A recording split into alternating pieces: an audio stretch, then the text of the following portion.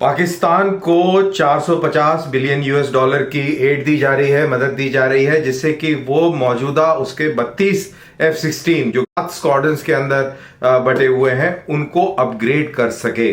दरअसल ये भारत की सिक्योरिटी के लिए बहुत सीरियस कंसर्न है, लेकिन बड़ी दिलचस्प बात यह है कि भारत की तरफ से एक भी बयान उस चीज के खिलाफ नहीं आया है। तो इससे सवाल यह पैदा होता है कि क्या भारत को पहले से ही अमेरिका ने यह बता दिया था कि वो पाकिस्तान को ये एड देने जा रहा है, या इसमें और कोई बात भी शामिल है? तो क्या क्या संभावनाएं हो सकती हैं, इसके ऊपर हम बात करेंगे। लेकिन पहले ये क्या डील है, ये क्या कहानी है, इसको समझ लेते हैं। बदहाली से जूझ रहे पाकिस्तान को अचानक से अमेरिका ने 45 करोड़ डॉलर की मदद की है, यानी 450 बिलियन यूएस डॉलर्स।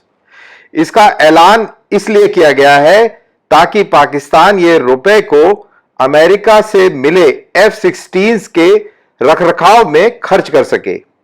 कागजों में अमेरिका ने इन फाइटर प्लेनों को इसलिए दिया है ताकि पाकिस्तान इलाके में आतंकवाद के खिलाफ इनका इस्तेमाल कर सके। लेकिन ऑपरेशन बालाकोट के बाद पाकिस्तान हताश हो चुका था, क्योंकि भारतीय वायुसेना ने पाकिस्तानी F-16 को खदेड़ दिया था और अभिनंदन के MiG-21 ने भी एक पाकिस्तानी F-16 को मार गिराया था। ये हमको याद रहे कि पाकिस्तान को 1980 के दशक में रोनाल्ड रेगन और जियाउल हक के ज़माने में ये 40 एयरक्राफ्ट दिए गए थे। उसके बाद 1990 में इनके ऊपर रोक लग गई। पाकिस्तान ने टोटल 71 जहाज और मांगे थे, जो कि अमेरिका ने मना कर दिया। दरअसल 4th जनरेशन एयरक्राफ्ट है। भारत के अंदर भी बहुत प्रयास किया लॉकहीड मार्टिन ने और अमेरिकी प्रशासन ने कि भारत रफाल को छोड़कर F-16 ब्लॉक 70 नाम का एयरक्राफ्ट खरीदे, लेकिन भारत उस दबाव में नहीं आया। अब ये अपनी जो इंडस्ट्री है इसको चले रखने के लिए ये इस तरीके के काम कर रहे हैं, और ये चाइना को भी दरकिनार कर रहे हैं। क्योंकि देखिए, अगर किसी कुत्ते को रोटी देना बंद कर दें आप, तो वो कुत्ता कोई और घर तलाश लेगा जहां से उसको रोटी मिलेगी। तो अगर आपको उस कुत्ते को अपने पीछे लगा के रखना है तो आपको निरंतर रोटी देनी पड़ेगी। यही लॉजिक अमेरिका ने पाकिस्तान के साथ लगाया हुआ है। वो नहीं चाहता कि पाकिस्तान चाइना की गोदी में पूरी तरह बैठ जाए।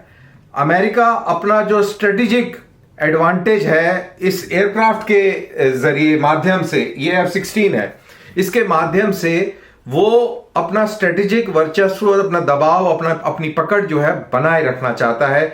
इसीलिए हम ये देख रहे हैं कि इस एयरक्राफ्ट को मॉडर्न करने के लिए अमेरिका ने फिर से ये डील दे दी है। भारत की चिंता इसलिए भी बढ़ जाती है क्योंकि भारत के पास उसके मुकाबले जो एयरक्राफ्ट्स हैं वो काफी पुराने हैं। खास तौर से हमारे MiG-21 जो आए दिन ट्रेनिंग के दौरान ही गिरते रहते हैं। तो अभी हमारे पास कोई ऑल्टरनेट नहीं है MiG-21 को रिप्लेस करने का। तेजस एयरक्राफ्ट जो हमने बनाया है वो उस स्पीड से HAL बनाने में सक्षम नहीं हो रहा, और तेजस और LCA-1 की जो काबिलियत है उसके ऊपर भी बहुत सारे लोगों ने सवाल भी खड़े किए हैं। अब LCA Mark II कब आता है और कब वो फौज में इंडक्ट होता है ये देखना पड़ेगा। जिस हिसाब से HAL का बैकग्राउंड देखा जाए, जिस हिसाब से डिलेज देखे जाए, तो ये कोई बहुत अच्छी तस्वीर पेश नहीं करता। तो ये सारी चीजें देखते हुए हमको लगता है कि F-16 का अपग्रेड अगर पाकिस्तान की फौज में होगा, एयरफोर्स में होगा, तो उसका प्रेशर भारत के ऊपर पड़ना अनिवार्य है।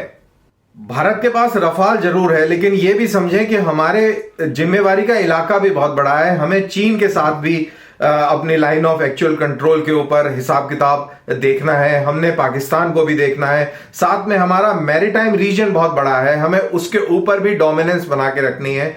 तो उस हिसाब से देखा जाए तो हमारी एयरफोर्स अभी बहुत ही कम है। महज 30 स्क्वाड्रन की हमारी एयरफोर्स है, जो कि बिल्कुल पर्याप्त नहीं है। और इसीलिए बात होती है कि कम से कम इस देश के अंदर 42 स्क्वाड्रन की एयरफोर्स होनी चाहिए।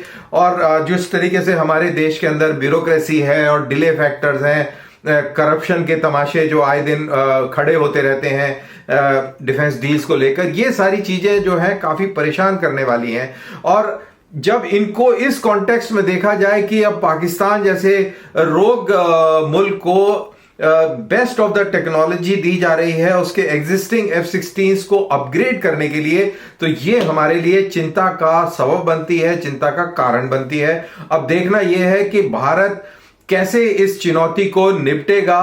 क्या अंदर खाने कोई अमेरिका से इसके विषय में कुछ डील भी हुई है, यह भी हम नहीं कुछ कह सकते। लेकिन बहरहाल जो फेस वैल्यू पे नजर आ रहा है वो ये नजर आ रहा है कि पाकिस्तान के 32 जो F-16s है वो अपग्रेड होंगे, बेटर इलेक्ट्रॉनिक्स और एवियोनिक्स के साथ में, बेटर आर्मामेंट के साथ में वो लेस होंगे, जो हम सबको परेशान कर रहा है। तो ये थी मेरी पेशकश इस F-16 को लेकर, इस अपग्रेडेशन को लेकर। आपको पसंद आई हो तो प्लीज इसको लाइक कीजिए, सब्सक्राइब कीजिए और अपने यारों दोस्तों से शेयर कीजिए और अगली स्टोरी का इंतजार कीजिए।